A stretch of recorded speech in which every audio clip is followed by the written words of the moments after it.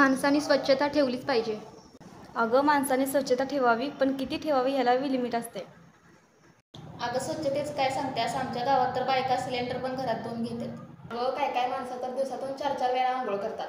अति स्वच्छता हे मानसिक बिघाडाचे लक्षण आहे, ज्याने